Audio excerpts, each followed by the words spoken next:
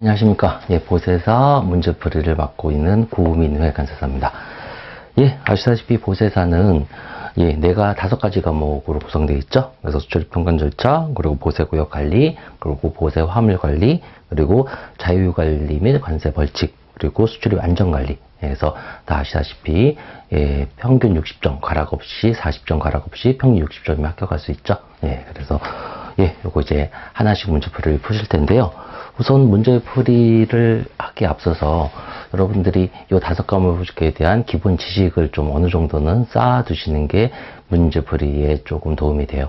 그래서 뭐 문제집 보시기 전에 뭐 기본적인 어떤 요 5가지에 대한 과목에 대한 설명을 조금 설명에 관련된 책으로 복습을 좀 예습을 하시고 그 다음에 문제풀이를 푸셔야지 문제풀 푸실 때 그렇게 큰 어려움이 없으실 겁니다. 그래도 제가 혹시 그냥 바로 문제풀이를 들어오는 분도 계시기 때문에 최대한 문제 개별적인 설명은 자세하게 드릴 거예요. 그럼 자, 첫 번째로 수출입 통관 절차부터 시작을 해보시죠. 그러면은 수출입 통관 절차. 그래서 수출입 통관 절차는 6개의 단원으로 나눠져 있죠. 우선 관세 일반입니다. 관세 일반은 그냥 관세법의 실질적으로 관세법은 아니고요. 관세법의 총칙적인 부분. 그래서 뭐 관세법을 들어가기 앞서서 관세의 기본적인 상식적인 파트의 개념인데요. 여기에서도 가끔 문제가 나오죠. 혹시 문제가 나오지 않는다 하더라도 이 기본 상식이 있으셔야지만 관세법에 관련된 기본 지식을 쉽게 습득하실 수가 있으세요. 그러면 1번 문제부터 바로 보실까요? 우선 1번 관세 개념에 대한 설명으로 적절하지 아니한 것은 그래서 우선 뭐 관세 관련된 기본 개념을 좀 제가 잡아드릴게요. 세금을 나누는 종류는 크게 2가지가 있어요. 그래서 뭐 여러 가지 방법, 세금을 나누는 방법은 여러 가지가 있는데 세금을 구분짓는 방법은 여러 가지가 있는데 이런 식으로 세금을 나누기도 하죠. 국경세냐 내국세냐. 그래서 말 그대로 국경세라는 것은 나라와 나라 사이를 오게 하며 부과될 수 있는 세금을 국경세라고 하고요. 내국세는 일반적으로 여러분들이 알고 있는 모든 국내에서 발생한 세금들 있죠. 그거를 내국세라고 합니다. 그러면은 바로 국경세 개념이 바로 관세죠. 그리고 어떻게 보면 내국세는 관세 외에 여러분들이 알고 있는 모든 세금이라고 생각하시면 돼요. 그래서 관세는 조금 여러분이 알고 있는 세금하고 구분되는 개념이 있구나라는 거를 좀 알아두시고요. 그래서 관세가 이런 성격이기 때문에 좀 목적이라든지 그런 개념도 조금 내국세하고 차이가 있죠. 그러면은 우선 요 1번 문제는 관세에 관한 기본적인 개념이에요. 그래서 1번 문제부터 보시면은 관세는 국가가 재정 수입을 조달하거나 국내 산업보호를 목적으로 관세형을 출입하는 물품에 대한 법률 조약에 의한 강제적으로 징수하는 금전적 급부이다. 그래서 모든 세금은 당연히 뭘 목적으로 할까요, 여러분? 바로 재정 수입을 목적으로 하겠죠. 그래서 재정 수입을 조달하거나 라는 개념이 있고요. 그 중에서 관세는요, 재정 수입뿐만 아니고 국가 산업 보호의 역할도 하는 거죠. 뭐 디파트하고도 연결되니까 뭐 이런 개념을 좀 미리 잡아드리면은 이때까지 무역을 조금 무역에 약간 규제 또는 장벽을 쌓는 방법이 크게 3대 장벽이라는 게 존재를 하는데요. 그거는 크게 3가지로 구분이 됩니다. 그럼 첫 번째는 수량 제한, 그리고 2번째는 외환 관리, 그다음에 3번째는 관세. 이렇게 3가지로 무역의 장벽의 쌓는 장벽이 주로 많이 활용되는데요. 근데 무역에 대한 장벽은 여러분 어쩔 수 없이 있을 수밖에 없어요. 그러니까 요즘에 뭐 자유무역 그리고 FTA 뭐 이런 얘기를 많이 하고 있습니다만 그거는 무역의 장벽이 진짜 없어지려면 전 세계가 하나의 국가가 되지 않는 한 없어질 수가 없죠. 말 그대로 그 나라마다 어떤 물품을 생산하는 비교의적인 그 개념이 되게 다르기 때문에 똑같은 물품을 어디에서는 되게 싸게 만들 수 있고 어디에서는 되게 비싸게 만들 수밖에 없기 때문에 서로 무역이 존재할 수밖에 없고, 무역이 존재하는 한 약간의 서로의 이익을 위한 장벽은 어쩔 수 없다라는 거죠. 그래서 그런 장벽이 예전부터 이런 3가지 방법으로 존재를 했다라는 겁니다. 그럼 수량 제한이라는 방법은 구체적으로 어떤 개념으로 이때까지 무역을 제한했다는 거냐면 밖에는 우선 수출입 금지 제도. 그러니까 이런 물건은 아예 물건이 안 못 들어와 이렇게 개념을 잡는 거죠. 예, 그래서 예전에 비해서는 이런 수출입 금지의 개념이 아주 극소화됐죠. 예전에는 수출입 금지 대상으로 묶여 있어도 품목이 아주 많았습니다. 근데 자유무역의 영향으로 예, 그런 거는 좀 많이 감소가 됐고요. 그 다음에 쿼터제. 뭐 이런 거는 농수산물 쪽에 아직도 많이 지금도 조금 아직 남아있는 개념입니다. 그래서 1년 동안 이 물품은 뭐 5만 톤만 들어온다, 뭐 1만 톤만 들어온다 이런 식으로 어떤 수량을 딱 정해놓고 그 연도에는 딱 그거만 끊어버리는 개념이죠. 그래서 이것도 예전에 많이 농수산물 쪽에서 활용을 했었는데 이것도 많이 축소가 됐습니다. 그 다음에는 수출입 허가제. 예, 그래서 말 그대로 허가를 수출입을 못하게 하려면 어떻게 하면 될까요? 허가를 안 해주면 그뿐이거든요. 네, 그래서 그런 식으로 하는 거. 네, 그래서 이런 방법들이 수량 제한적 방법이라고 할 수 있어요. 그다음에 이제 외환 관리라는 방법은 당연히 국제 무역은 뭐를 수반할 수밖에 없죠. 예, 대금 결제를 수반할 수밖에 없어요.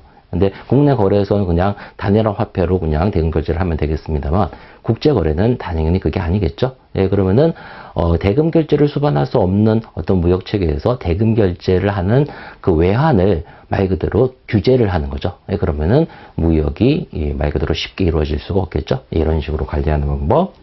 다음에 마지막으로는 수입 물품에 관세를 부과하는 방법. 네, 그래서 뭐 이거는 수입이 못 들어오게 하는 건 아니죠. 다만 수입 물품에 관세를 부과함으로써 소비자 단가를 높여버리는 예, 그런 효과를 생기게 해서 소비자들이 좀 사기를 꺼려하게 만드는 방법이죠. 예, 그래서 이 세 가지가 전통적으로 무역의 3대 장벽으로 쓰였는데 이런 3대 장벽이 일어난 이유는 뭐냐면 자국 산업을 보호하기 위해서였죠. 예, 그래서 당연히 관세의 목적에는 뭐가 있을 수밖에 없다? 국내 산업의 보호가 있을 수밖에 없다라는 거를 인식하시면 됩니다. 근데 여기서 뭐 한 김에 조금 더 이거 개념을 잡아드리면은 여기에서 이 두 가지 방법, 수량 제한과 외환 관리 이런 방법은 이렇게 부르기도 합니다. 직접적 규제 수단. 네, 그래서 말 그대로 이건 아예 수입 물건을 못 들어오게 할 수 있는 방법이거든요. 예, 근데 거기에 비해서 관세는 간접적 규제 수단이라고 말을 합니다. 예, 그래서 말 그대로 예, 관세는 수입을 못 들어오게 하는 건 아니죠. 가격 단가를 높여서 좀 사기 곤란하게, 소비자들한테 사기 곤란하게 만드는 거일 뿐. 예, 그래서 이렇게 크게 구분을 하기도 하는구나. 근데 다른 말로 요거를 관세 정책 뭐 또는 관세 장벽, 예, 그리고 뭐 장벽이라고 표현하는 게 낫겠네요. 장벽, 그리고 요거를 비관세 장벽. 예, 이렇게 개념을 잡기도 하죠. 예, 그래서 전반적인 무역장벽이나 국내산업보호의 이해를 해주시고요. 그래서 관세란 재정 수입을 조달하거나 국내산업보호를 목적으로 관세 영역을 출입하는 이라는 개념이 있는데요.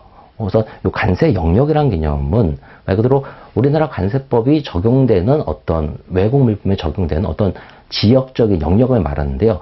꼭 어떤 독립적인 인위적인 어떤 국경을 말하는 게 아니고 좀 관념상의 개념이라고 생각하시면 됩니다. 즉, 외국 관세법에서는 크게 물건을 딱 두 가지로 봐요. 외국 물품이냐, 내국 물품이냐. 이렇게 두 가지로 보는데, 말 그대로 일반적으로 뭐 이런 거에 대한 기본 개념 없이 본다면, 외국에 있는 물품은, 외국 물품은 그냥 외국에 있는 거. 내국 물품은 그냥 국내에 있는 거. 이렇게 생각하기 쉬운데요. 꼭 그 개념만은 아니고요. 말 그대로, 통관적인 여부의 개념으로 이 개념을 나누는 겁니다. 그래서 그런 통관적인 여부가 개념이 잡혀야지만 우리나라에 합법적으로 들어올 수 있는 그 과정을 만들어서 요거 외국 물품이 내국 물품이 되기 위해서는 수입 신고가 수리가 돼야 되고 또 거꾸로 내국 물품이 외국 물품이 되기 위해서는 수출 신고가 수리가 돼야 된다라는 법률적 변동의 개념을 가지고 이 개념을 나누는 개념이 바로 관세법이거든요. 예, 그러면은 이 개념이 어떤 개념으로 연결되냐면은 외국에서 어떤 물건이 이렇게 들어왔다 하더라도 이 물품이 법률적 변동을 받지 않으면은 이 물건은 그대로 외국 물건의 개념이 되는 거죠. 예, 그래서 그럼 이런 외국 물품이 함부로 어떤 통관이랑 과정 없이 밖으로 나가면은 통제가 되지 않겠죠. 예, 그래서 바로 이 외국 물품이 그럼 합법적으로 있을 수 있는 구역, 예, 그걸 뭐라 그런다? 바로 보세구역이라고 부르는 겁니다. 예, 그래서 관세법상 수입이라는 개념은 외국에서 물건이 우리나라의 영토 안에 들어왔다, 그걸로 끝나는 것이 아니고, 이 보세구역에 있는 외국 물품이 수입신고 수리라는 과정을 거쳐서 내국 물품화되는 과정까지를 관세법에서는 수입이라고 얘기를 합니다. 예, 그래서 예, 바로 이 상태는 관세법에서는 수입이라고 말하지 않죠. 예, 그래서 바로 이런 식으로 어떤 물건이 관세에 관련된 법규가 적용받는 그 영역, 그거를 관세 영역이라고 부르는 겁니다. 예, 그래서 예를 들어 그래서 관세 영역을 출입하는 물품에 대해서 이렇게 표현을 하는 거고요. 예, 그런데 이게 어떤 영역적 개념이 어떤 아까 전에 말씀드린 것처럼 고정되는 어떤 지역이 아니라는 게, 이런 법률적인 수리가 우리나라의 외국 물품이 도착한 상태에서 할 수도 있고, 그 물건이 우리나라에 도착되기 전에도 예, 그 법률적인 변동은 있을 수가 있습니다. 즉 우리나라에 물건이 들어올 예정이긴 하지만 우리나라에 들어오지 않은 물건에 대해서도 뭐가 가능하다? 수입 신고가 돼서 수리가 가능하고요. 그리고 일반적인 경우는 예, 우리나라의 보세구역에 물건이 들어와서 수입 신고해갖고 수리하는 게 일반적이겠죠. 예, 그래서 바로 영역적인 개념이 딱 고정적인 개념은 아니라는 거죠. 예, 그래서 간념적인 개념이라는 거 이해하시고, 다음에 법률 조약에 의거하여. 그래서 이거는 모든 세법은 조세 법률주의를 따른다라는 말을 여기에 함축시킨 표현인데요. 조세 법률주의라는 것은 우리나라에서 만들어지는 모든 조세의 종목과 세율은 국회에서 입법으로 정한다라는 것을 표현하는 거예요. 네, 그래서 이거는 뭐 관세뿐만 아니고 모든 조세가 여기에 해당이 되겠죠. 그리고 마지막으로 강제적으로 징수하는 금전적 급부이다라는 거. 예, 그래서 뭐 이거는 뭐 관세뿐만 아니죠. 모든 세금이 예, 강제적 징수의 개념인 거죠. 예, 그래서 이건 일반적인 조세의 성격이구나라고 보시면 됩니다. 예, 그래서 1번 관세의 기본 개념을 정확하게 설명한 내용이죠. 예, 그래서 맞고요. 다음 두 번째, 관세 전제가 되는 관세선은 관세에 관련된 법규가 이루어진 경계로서 정치적 국경선과 일치한다라고 되어 있는데, 예, 아까 말씀드린 대로 요 관세선이라는 개념과 관세 영역이라는 개념은 그러면은 어떤 여기와 여기의 그 관계, 또는 여기와 여기의 관계. 그래서 아까 좀 전에도 말씀드렸죠.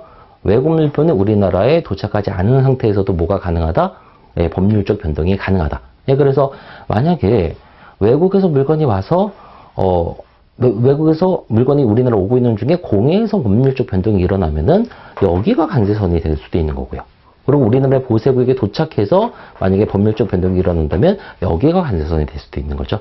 예, 그래서 보통 학자들이 말하기에 관세선은 보이지 않는 선이라고 표현을 합니다. 예, 그래서 일반적으로는 근데 물품이 우리나라의 항구 쪽에 도착했을 때 보통 통관을 하는 것이 일반적이라서 국경선과 뭐 거의 크게 다르지 않습니다만 그거하고 반드시 일치하는 건 아닙니다. 예, 그래서 2번 보면은 뭐라고 돼 있죠? 이 법률 규제가 이루어지는 경계로서 국경선과 일치한다라고 돼 있는데 일치하는 건 아니죠. 그래서 얼핏 거의 경계선은 비슷할 수밖에 없겠지만 일치하는 것은 아니라는 거, 예, 그런 거 생각하시면 되고요. 그래서 2번이 틀렸습니다. 그래서 기본 배경 잡으시고요. 다음 3번 보시면은 관세 부과는 세입에 의해서 이런 게 확정될 뿐만 아니고 수입이 억제됨에 따라 국내 산업에 보호된 효과를 가져온다. 그래서 요거는 뭐 첫 번째 관세 정의 속에도 들어가 있는 말이네요. 그래서 여러분 관세는 우리나라 전체 국세 수입에 차지하는 비중이 여러분이 생각하시는 것보다 꽤 큽니다. 우리나라 전체 국세 수입이 한 230조, 40조 정도 되는데요. 그 중에서 관세가 차지하는 비중이 한 45조?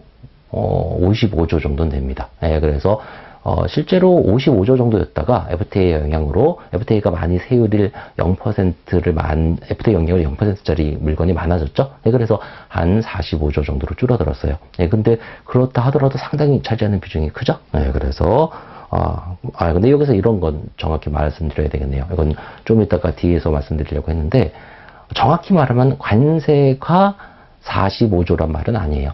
수입 물품이 들어올 때 부과될 수 있는 세금을 총 합하면 그 정도 된다라는 거죠. 예, 그래서 어쨌든 비중이 상당히 크다는 거. 예, 그래서 3번 재정 수입이 확충될 뿐만 아니고 그리고 국내 산업 보호. 예, 맞죠? 예, 다음 4번 보시면은 관세 부과는 외국과의 무역의 형태나 교역량에 영향을 미친다. 예, 당연히 무역의 3대 장벽 중에 하나였잖아요. 예, 그래서 당연히 영향을 미치고 또 일반적으로 지금 앞에서 말씀드린 이 두 가지 방법, 이 두 가지 무역 장벽은 예전에 비해서는 거의 사라졌다고 보시면 돼요. 특히 외환관리 같은 거는 거의 없다고 이제 보시면 되고요.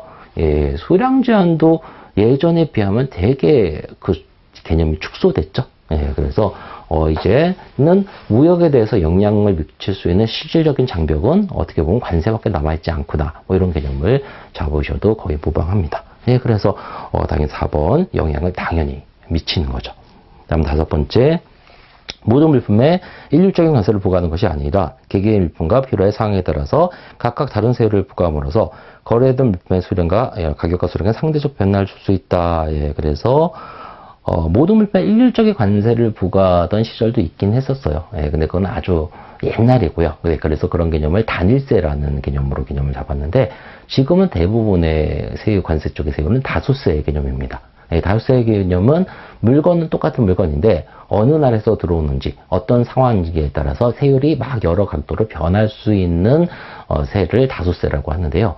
지금은 당연히 그런 개념이죠.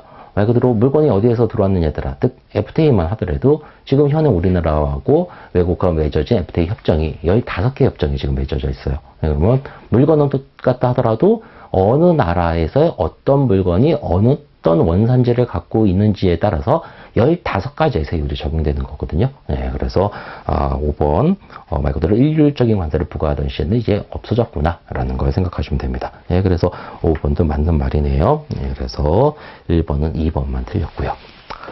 그 다음에 이제 2번 보시면은 관세 성격에 대한 내용으로 옳지 않은 것은, 그래서 이 관세는 여러 가지 여러분 성격이 있습니다. 근데 그 여러 가지 성격이 되게 일률적인 개념이에요. 그래서 한 개념을 정확히 이해하시면 나머지는 자동으로 쭈루루 따라가는 개념이기 때문에 그런 기본 개념을 이해하시는 게 좋겠네요. 우선 첫 번째 관세는 부가징수의 주체가 국가인 국세 중에 하나이다. 그래서 세금을 또 이렇게 나누기도 하죠. 국세와 지방세 이렇게 나누기도 해요. 그건 징수 주체가 누구냐에 따라서 다른 건데, 말 그대로 일반적인 세금은 국가에서 걷는 세금도 있고 어떤 지단체에서 걷는 세금 이렇게 나눠지는 개념이 있죠. 예, 그래서 그런데 이제 관세는 오로지 국가만 징수를 합니다. 그래서 국가는 지방세 개념이 아니죠. 그래서 말 그대로 뭐 공무원만 생각하셔도 돼요. 그러니까 세무직 공무원은 국가직 공무원이 있고 지방직 공무원 이렇게 나눠지잖아요. 네, 그러니까 뭐 국세청에 근무하는 공무원도 있고 서울시에 소속된 세제과에 근무하는 공무원도 있는 거죠. 그래서 국가직, 뭐 지방직 이렇게 공무원이 나눠지는데 관세직 공무원은 국가직 하나밖에 없습니다. 네, 그래서 그런 걸로 관세는 국세이구나라는 걸 이제 아실 수 있겠죠. 다음에 두 번째, 관세는 재정수입 구조달을 목적으로 한다. 그래서 지금 좀 전에 좀 잡아드렸던 거고요. 그다음에 관세는 법률조약에 의해서 강제적으로 부과 징수한다. 그래서 이것도 아까 1번 문제 첫 번째 문장에서 개념 잡아드렸던 거죠. 바로 뭐 조세 법률주의. 예, 그래서 그거 생각하시면 되고요. 그다음에 관세는 금전 납부를 원칙으로 한다. 뭐 이거는 관세뿐만 아니고 모든 세금의 기본 원칙입니다. 뭐 당연히 뭐 세금 주는데 어음으로 줄 수는 없을 거 아니에요. 그렇죠? 예, 그래서 금전 납부를 원칙으로 한다라는 거. 그리고 관세는 특별급부에 의한 반대급부이다. 예, 그래서 모든 세금은 이렇게 반대급부가 있는 건 아니죠. 뭐 당연히 그거를 뭐 거시적으로 엄청 거시적으로 생각하면은 내가 낸 세금으로 뭐 도로도 건설하고 무슨 뭐 국가 복지도 이루고 뭐 이런 개념을 잡을 수 있겠습니다만 그건 너무 거시적인 개념이고요. 바로 주는 거에 대한 바로의 어떤 피드백은 없는 게 바로 모든 세금의 특징이죠. 그래서 반대급부이다가 아니고 반대급부하고 상관없이 부과하는 강제적 징수의 개념이죠. 그래서 5번이 틀렸고요. 그 다음에 세 번째 이제 3번입니다. 관세 성격으로 옳은 것은 이라고 되어 있죠. 그래서 여기에서도 여러 가지 많은 개념이 있는데요. 관세는요, 뭐 요거 문제하고도 연결됩니다만 어떤 개념 하나를 잡으면 나머지가 자동적으로 연결돼요. 그게 어떻게 보면 4번 문제하고도 연결이 되는데, 요 4번 문제하고 3번 문제와 4번 문제를 동시에 개념을 잡아보시죠. 우선 관세라는 건요, 수입 물품에만 부과하는 세금이죠. 수입 물품에만. 예, 그래서, 결국은 물품에 부과하는 세금이에요. 물건에. 그래서 물건에 부과하는 세금을 뭐라고 부른다? 대물세라고 부릅니다. 그럼 대물세 반대말은 뭐냐면요, 대인세라고 부르는 개념이죠. 예, 그래서, 말 그대로 대물세구나. 기억하시고요. 그래서, 대물세란 개념은 대인세하고 다르죠. 어떤 개념이 다르냐면은, 어떤 물건을 수입했을 때 어떤 사람은 엄청난 부자예요. 근데 어떤 사람은 뭐 기초생활수급자라고 한다 하더라도 그것에 대해서 내는 세금은 똑같습니다. 왜? 물건에 대해서 부과하는 세금이니까. 하지만 소득세 같은 경우는 다르죠. 소득이 많은 사람은 많이 부과하고 적은 사람은 거의 부담하지 않고. 예, 그래서 그거는 대인세, 사람을 보고 부과하기 때문이에요. 예, 그래서 대물세라는 거 기억하시고요. 근데 생각해 보세요. 물건은 여러분 왜 갖고 오는 거죠? 예, 바로 소비하기 위해서 갖고 오는 거죠. 예, 그래서 대물세 이꼬로 뭐가 된다? 바로 소비세가 됩니다. 예, 그래서 이거는 뭐 어떻게 연결시키시면 되냐면, 관세라는 것은 소비를 전제로 내는 세금이다 라는 개념을 잡으시면 되는 거죠. 예, 그래서 물건은 소비하기 위해서 가지고 오고, 소비하기 위해서 갖고 왔으니까 당연히 뭐를 전제로? 소비를 전제로 내는 세금이죠. 근데 여기서 이런 개념은 좀 잡아 놓으셔야 돼요. 소비를 전제로 세금을 내다 보니까, 그럼 거꾸로 이렇게 말할 수 있겠죠? 외국에서 어떤 물건이 수입됐어요. 예, 근데 그걸 소비하려고 당연히 세금을, 소비하려고 갖고 왔기 때문에, 예, 당연히 통관시에 세금을 내고 이제 국내에서 쓰려고 했는데, 이 물건이, 원래 내가 주문한 물건이 아니에요. 계약 종구가 다른 물건이 왔죠? 근데 어떻게 써보려고 했는데, 도저히 우리나라 실정에 안 맞는 물건입니다. 예, 그러면 어떻게 할 수밖에 없죠? 반품시킬 수밖에 없죠? 예, 그러면은 반품이 실제로 됐다면 그거는 소비가 우리나라에서 소비되지 않는다라는 게 어떻게 보면 증명된 거죠? 예, 그러면은 당연히 어떻게 해야 될까요? 소비를 할 건 줄 알고 세금을 걷었는데 소비가 되지 않는다라는 게 반품, 즉 재수출로서 예, 증명됐으니까 수입 들어올 때 낸 세금은 돌려줘야 되겠죠? 예, 그게 바로 소비세하고 연결되는 개념이에요. 그래서 나중에 이제 보시면은 이런 소비세적 입장에서 무엇은 어떤 개념을 이해하시면 되냐면 관세 환급 개념을 이해하시면 됩니다. 예, 그래서 바로 그건 환급하고 연결이 되는구나 이런 거를 체크하시면 되고요. 그래서 관세 환급이란 건 낸 세금을 일정 조건 하에 일정 요건이 맞으면 돌려준다라는 개념이거든요. 근데 그거의 기본적 바탕은 관세가 소비세이기 때문인 거죠. 예, 그래서 보셨고요. 다음에 대물세 또는 소비세는요, 대부분 간접세, 대부분이 아니고 어떻게 보면 다죠, 다. 네, 다 간접세의 개념입니다. 그래서 간접세는 반대말이 뭐냐면은 예, 직접세라고 불리우죠. 네, 그래서 그럼 간접세는 가장 간단하게 설명하는 방법이요. 이거예요, 바로. 납세자와 담세자가 다른 조세. 그래서 납세자라는 개념은 국가의 입장에서 세금을 부담하는 사람을 말하고요. 담세자는 실질적으로 세금을 부담하는 사람을 말하죠. 근데 간접세는 바로 뭐다? 납세자와 담세자가 다른 조세를 말하죠. 간단하게 가장 쉽게 여러분이 이해하실 수 있는 것은 바로 주세를 생각하시면 됩니다. 예, 그래서 예, 주세 다 아시죠? 예, 맥주나 소주에 붙는 세금. 예, 그러면은 실제로 주세를 여러분 누가 낼까요? 국가에 내는 거는 예, 바로 맥주회사나 소주회사가 내는 거죠. 하지만 그걸 여러분 누가 부담해요? 바로 여러분들이 소주를 사면서 그 소주의 가격 속에 뭐가 들어가 있다? 바로 그 주세가 들어가 있는 거죠. 그러니까 결국은 누가 부담하는 거예요? 예, 바로 여러분들이 부담하는 거죠. 그래서 바로 주세가 대표적인 간접세고, 일반적으로 대물세인 물건은 대부분 다 간접세 형격을 띠고 있죠. 예, 그래서 관세도 마찬가지죠. 수입할 때 당연히 누가 그냥 표면적으로 누가 세금을 내겠어요? 당연히 물건을 수입한 사람, 즉 물건의 주인이 세금을 내겠습니다만, 그 물건을 수입한 사람이 그 물건을 도매상이나 어떤 딴 쪽에 넘길 때 당연히 그 넘기는 가격 속에 당연히 뭘 포함시킬 수밖에 없다?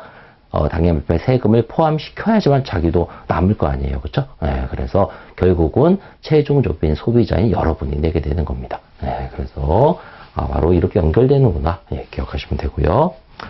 그리고 마지막으로는 수시세라는 개념이 있죠. 어떻게 보면 이 수시세라는 거는 관세만의 어떻게 보면 특징이라고 좀 볼 수 있겠네요. 나머지 것들은 뭐 관세만의 특징뿐만 아니고 뭐 다른 어떤 세금도 대물세, 소비세, 간접세인 게 있습니다만 수지세는 좀 관세만의 특징이에요. 우선 수지세의 반대말은 무슨 말이냐면 전기세가 반대말입니다. 예, 그래서 전기세는 뭘까요? 말 그대로 정기적으로 세금을 내는 거죠. 그래서 대부분의 세금은 거의 다 전기세 성격을 떠요. 예, 그래서 뭐 소득세라든지 부가가치세라든지 뭐 법인세라든지 어떤 내는 시기가 일정하게 정해져 있죠. 뭐 재산세도 그렇고요. 예, 근데 관세는 수입이 들어올 때마다 그때그때 내는 게 원칙입니다. 그래서 수입 시에 당연히 통관을 하고 그리고 통관 시에 걷어버리는 게 가장 합리적이고, 예, 그리고 징수 효과가 가장 뛰어나겠죠. 예, 그래서 다 수시세라는 표현은 바로 그런 표현이고, 이거는 어떻게 보면 관세만의 약간 특징이구나, 뭐 이런 거를 생각하시면 되겠죠. 예, 그래서 이렇게 네 가지 관세 특징 잘 이해하시고요. 그러면 성격으로 옳은 것은 3번 문제부터 보시면은 우선 소득세 아니죠, 당연히. 그리고 직접세도 당연히 아니고요. 재산세도 아니고 간접세는 맞죠. 예, 근데 재산세가 아니니까 소비세는 맞고, 예, 간접세. 예, 3번이 맞네요. 그쵸? 그 다음에 유통세? 유통하는 거에 관련된, 뭐, 이런 거는 뭐, 이런 식으로 뭐, 분류하는 개념 자체가 없어요. 근데 만약 혹시 분류한다면 유통적인 개념은 약간 있죠? 근데 직접세는 아니죠. 그쵸? 그 다음에, 유통세, 간접세? 근데 뭐, 이것도 유통세란 말 자체가 없는 말이니까, 그 중에서도 가장 확실한 3번을 골라주시는 게 맞겠죠? 여러분, 이런 거는 꼭 인지하세요. 객관식 문제라는 거는 가장 보기 중에 정확한 답 하나를 고르는 겁니다. 항상 그런 걸 인지하시고, 뭐 이것도 맞을 것 같지 않아? 라는 생각을 하지 마시고, 가장 확실한 거 하나를 항상 골라주세요. 네, 그래서 뭐 3번 문제가 뭐 약간 그렇게 느껴질 수도 있는데, 유통세라는 단어는 아예 존재하지 않습니다. 네, 그래서 3번 보시면 되고요. 다음에 또 관세성격 거래가 뭔 것은, 예, 이거는 설명 다 드렸네요. 그쵸? 1번 소비세, 간접세, 대물세, 수지세. 그쵸?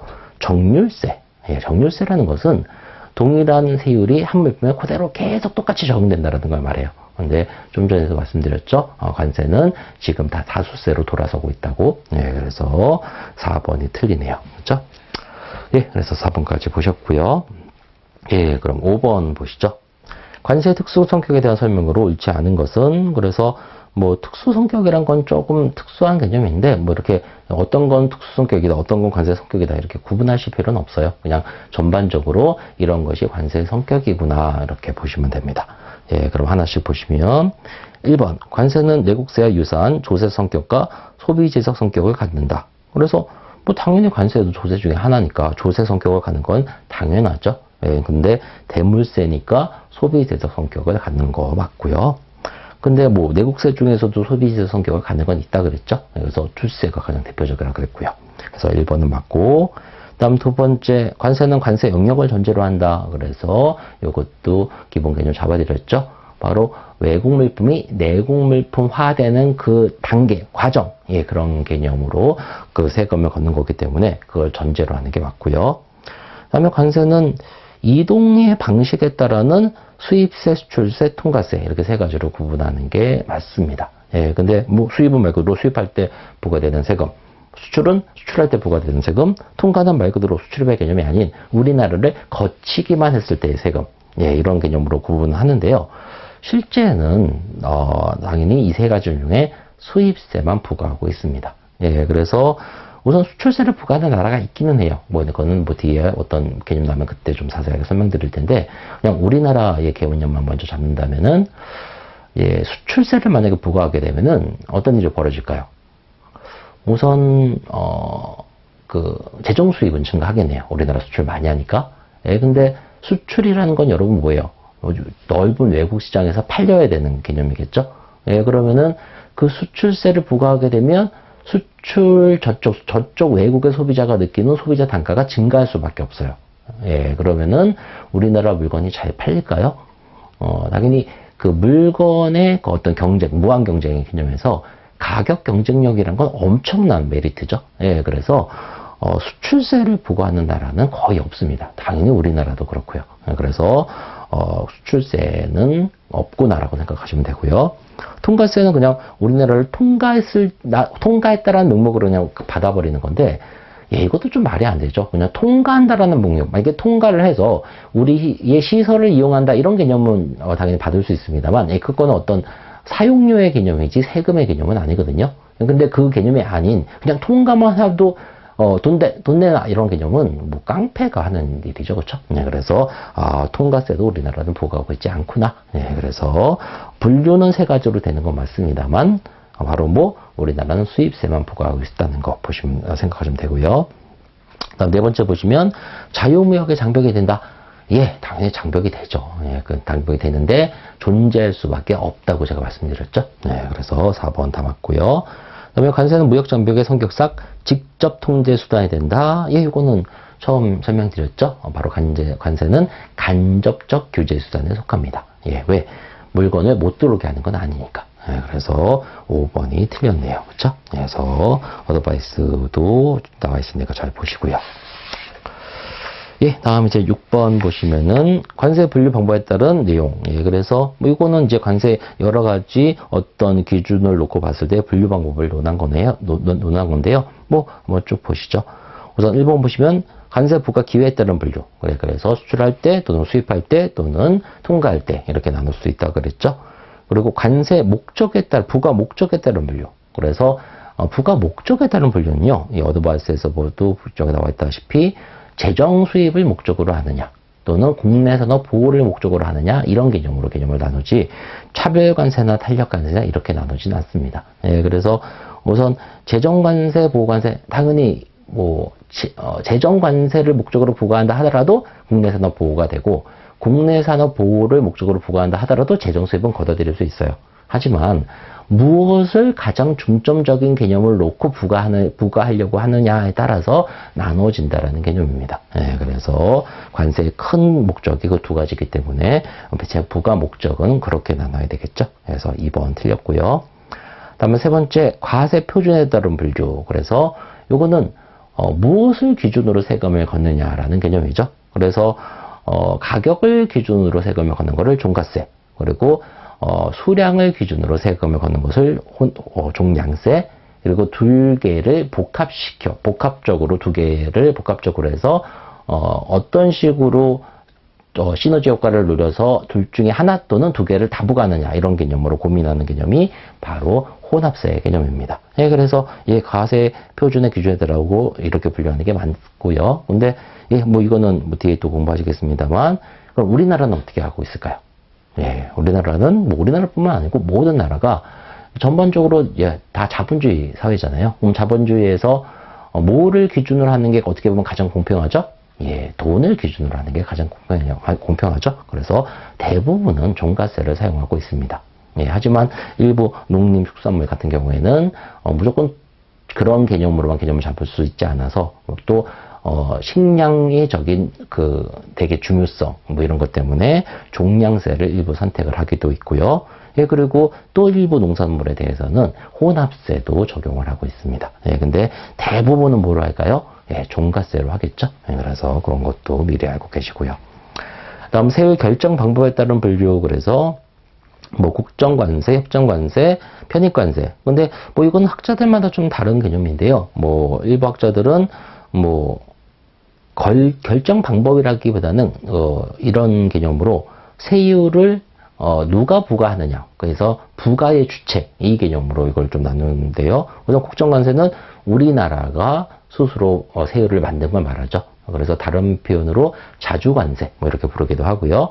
다음 협정관세는 외국과의 조약협정 뭐 이런 개념으로 세율을 적용시킨 거를 협정관세라고 합니다. 근데 편입관세도 어떤 학자들은 협정관세 속에 넣는 개념이 있어요. 근데 뭐 여기에서는 좀 따로 빼가지고 개념을 잡아놨는데, 어쨌든 이 편입관세도 나중에 따로 좀 공부하시겠습니다만, 예, 외국과의 어떤 외국과의 어떤 개념으로 하는 건데, 이거는 조금 일반적인 협정관세하고 좀 다른 것은, 이거는 상호주의가 아니에요. 그냥 말 그대로 일방주의로, 예, 저쪽 나라에게 우리나라가 좀 잘 보이고 싶어서 선물을 주는 개념의 세율입니다. 예, 그래서 뭐 4번처럼 개념을 잡을 수도 있고, 적용세율의 수에 따른 분류. 그래서 단일세, 다수세, 예, 이렇게 분류하기도 하죠. 예, 그래서 이거는 미리 앞에서 말씀드렸죠.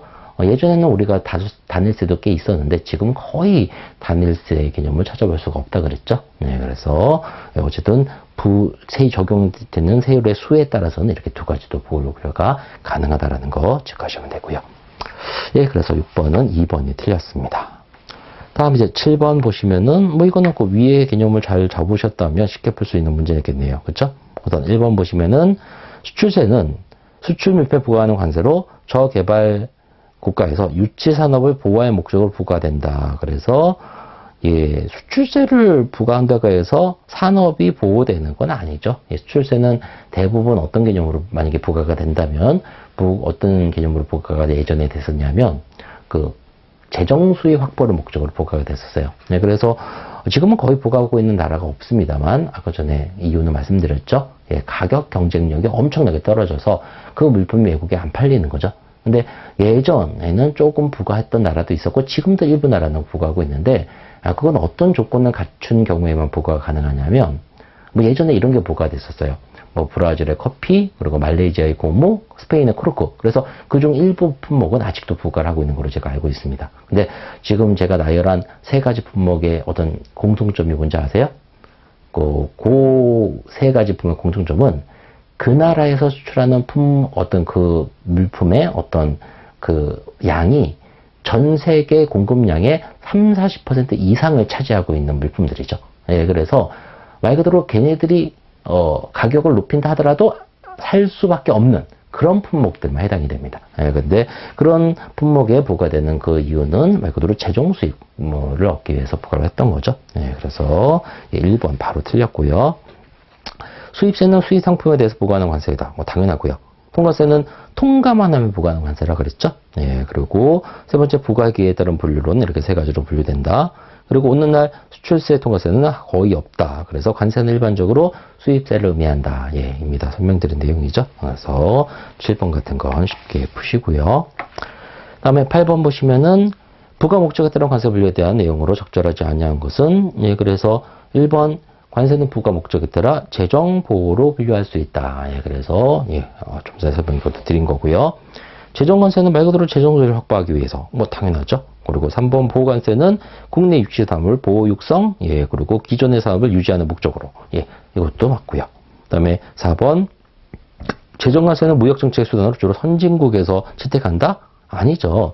재정 관세는 무역 정책의 수단이 아니고 보호 관세가 무역 정책의 수단이 되겠죠. 예, 그래서 이거는 재정 관세는 주로 예, 후진국에서 재정을 확보하기 위해서 이렇게 주로 부과하는 개념이고요. 대부분의 선진국들은 보호적인 개념으로 관세를 부과하고 있죠. 예, 그리고 우리나라도 마찬가지로 그런 개념으로 보호적 목적으로 관세를 부과하고 있고요. 예, 그래서 어쨌든 4번 이거는 틀린 개념이죠. 예, 그래서 여기 팁을 보시면 팁에 잘 나와 있죠. 예, 그래서 보호관세는 유치산업 보호 육성 그리고 기존의 산업을 유지를 목적으로 하는 보호하는데 선진국에서는 사양산업을 부과해 어떤 보호할 목적으로 예, 그리고 저개발국은 유치산업을 보호할 목적으로 그래서 말 그대로 사양산업이라는 게 있죠. 뭐 일반적으로 사양산업이라는 게 뭐 제조업의 일부 품목들, 그리고 제조업이라기보다는 경공업 이런 거를 좀 생각하시면 될 텐데, 당연히 경공업도 어느 정도까지는 우리나라에 존재를 해줘야 되거든요. 예, 그래서 예, 그런 거를 목적으로 부과한다라는 거. 근데 저개발도상국가는 뭐 그런 거를 따질 입장이 아니죠. 네, 그래서 그냥 어떤 산업이든 유치한 산업을 보호할 목적으로 부과를 한다. 예, 그런 거 기본 개념으로 잡고 계시면 되겠고요. 다음에 이제 9번째입니다. 9번 보시면은 과세 표준에 대한 관세 분류에 대한 내용으로 옳지 않은 것은 예, 그래서 특히 뭐 9번 같은 거는 잘 알아두셔야 돼요. 뭐 7번, 8번, 뭐 이런 6번 이런 거는 기본 개념만 잡으셔도 쉽게 풀 수 있는 문제인데 예, 9번 개념은 조금 이해를 정확히 하셔야 되겠죠. 우선 종가세는 일반적인 관세 요령 들어서 가세가격 결정의 기준으로 삼는다라고 되어 있는데 예, 맞는 얘기죠. 근데 이거는 종가세, 종량세는 조금 더 심도 있게 보셔야 돼서 아예 그냥 바로 어드바이스로 제가 설명을 드릴게요. 우선 뭐 문제 푸시기 전에 그럼 어드바이스부터 먼저 보시면은 구분 보시면은 장점과 단점으로 나눠지죠. 예, 그럼 장점은 과세 부담이 가격에 균등하고 공평하게 적용한다.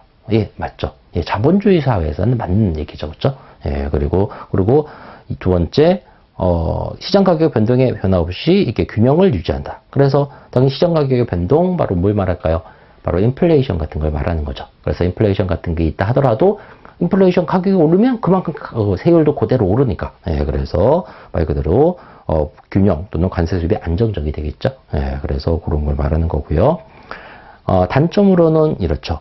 적정한 가격을 산출하기 어렵고 가격을 확정하기 위해서 송부장을 받거나 가격 조사를 하는 복잡한 절차와 많은 비용이 필요하다. 예, 그래서 예, 바로 이런 것이 나중에 이제 조금 이렇게 공부하게 되시는 관세 평가라는 개념하고 조금 연관이 되는 파트입니다. 예, 그래서 말 그대로 가격을 기준으로 하는데 그 가격을 기준으로 하다 보니까 어떤 일이 좀 생기겠어요. 좀 고정된 이렇게 어디라도 통용될 수 있는 가격으로 조정을 해줘야 되겠죠. 예, 그래서 바로 그런 과정 또는 말 그대로 세금을 어떻게 하면 적게 될까라고 고민하는 그런 불법적인 행위를 행하는 수입업자들에서 또 가려내야 되겠죠. 그런 과정 때문에 말 그대로 조금 조사를 하든지 그런 복잡한 과정이 될 수밖에 없어요. 그래서 바로 그런 게 단점이고요. 그리고 독립 물품이라도 수출국 또는 수입 시기에 따라 가격이 변동하기에 따라 관세 부담의 차이가 발생한다. 그래서 말 그대로 수입 시기, 즉 이거는 돈으로 하다 보니까 환율적 개념도 있을 수밖에 없고요.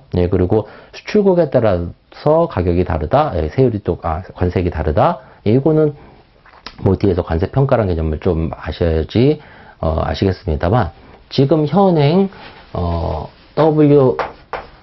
WCO 또 WTO 국가들은 CIF로 모든 과표를 공통적으로 정하고 있습니다. 그래서 이거는 무슨 말이냐면 FOB로 만약에 지네들끼리 거래를 했다 하더라도 세관에 이 물품의 세금은 얼마입니까? 라는 개념을 잡을 때는 가격을 이걸로 전환시켜 준 다음에 거기에 당에 해당되는 세율, 즉 만약에 10%라면 10% 이렇게 부과를 해야 된다라는 거죠. 그래서 그거는 뭐 FOB뿐만 아니고 EXW로 만약에 서로 거래를 했다 할지라도 똑같은 개념의 성립이 됩니다. 바로 이런 과정들이 말 그대로 어쩔 수밖에 있을 수밖에 없죠. 그러니까 바로 이런 게 단점으로 존재한다는 얘기고요.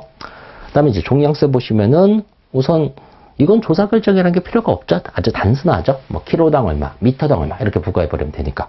그래서 명료하게 세가 산정할 수 있고요. 그리고 동일 물품의 경우에는 수출국 수입 시기 이런 거에 대한 차이가 없죠. 말 그대로 동일 물품이면은 비중도 똑같을 때니까 중량도 똑같을 거 아니에요, 그렇죠? 그래서 그러면은 관세액이 똑같겠죠. 킬로당 얼마, 미터당 얼마 그 개념이. 그리고 단점은 공평성이 당연히 상실되죠. 말 그대로 무조건 뭐 킬로로 한다고 만약에 가정을 한다면 뭐 돌하고 다이아몬드하고 똑같은 세금을 내겠죠, 그렇죠? 그래서 그런 거. 그다음에 물가가 등기할 때는 가격 부담이 매우 가고 물가 하락할 때는 너무 과중하게 된다. 그래서 물가가 뭐 되게 치솟는다. 바로 인플레이션을 말하는 거죠. 그래서 뭐 인플레이션이 여러분 뭐예요? 어떤 돈의 가치가 되게 하락하는 거죠. 말 그대로 이 분필이 지금은 하나에 100원이었는데 이게 너무 이제 돈의 가치가 하락해서 이게 만약에 뭐 1000만 원이 되는 경우. 그래서 말 그대로 그런 것을 전혀 반영하지 못하는 게 바로 종량세가 되겠죠. 그래서 바로 그 내용이고요. 그다음에 중량 산점의 계량단위 차이에 따른 과세 기술상의 곤란한 점. 즉, 뭐 이건 뭐 큰 문제는 아닌데, 우리나라라는 킬로를 쓰고요. 그리고 뭐 거리는 미터를 쓰죠. 근데 다른 나라는 뭐 야드를 쓰고 그리고 파운드를 쓰는 뭐 이런 개념들 그런 거를 말 그대로 전환해 줘야 된다라는 그 개념입니다. 그래서 종가세 종량세에 대한 기본 개념 잡으시고요. 그럼 다시 문제 보시면은 1번 그래서 종가세가 가장 일반적인 과세 형태라는 거. 다음에 2번 수량을 기준으로 하는 거. 종량세는 뭐 당연한 거고요. 그다음에 혼합세는요. 뭐냐면 두 개의 장점을 결합해서 사용하는 과세 방법이다. 그래서 이런 혼합세는 뭐냐면요. 이걸 조금 더 설명을 드리면은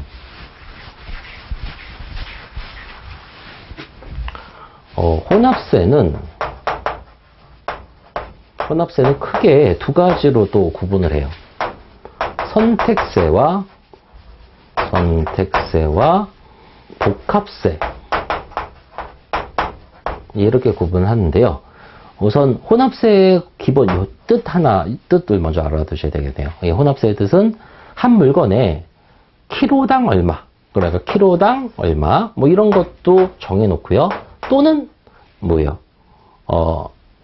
이게 몇 퍼센트, 가격당 뭐 10%, 뭐 이런 식의 두 가지를 같이 정해놓은 것을 혼합세라고 합니다. 네, 그래서 그럼 선택세는 뭐냐면 키로당 얼마로도 거둘 수 있고 뭐 어떤 가격에 몇 퍼센트 이렇게 거둘 수 있는데 어떻게 하든 둘 중에 하나만 부과하는 것을 바로 선택세라고 말을 하고요.